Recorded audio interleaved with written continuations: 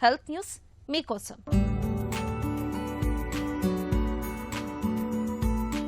మనలో చాలా మందికి పగటిపూట కునుకు తీయడం అలవాటే.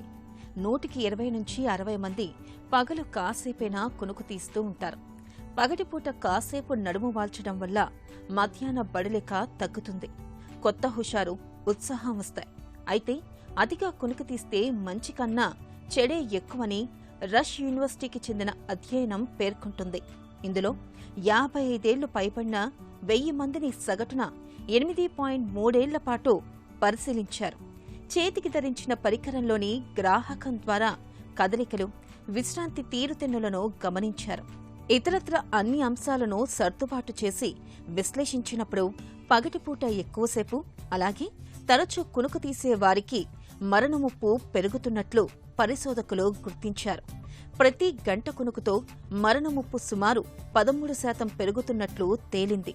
1 కన్నా ఎక్కువసార్లు కునుకు తీసే వారిలో ప్రతి అదనపు కునుకుతో 7% ముప్పు ఎక్కువ అవుతుంది.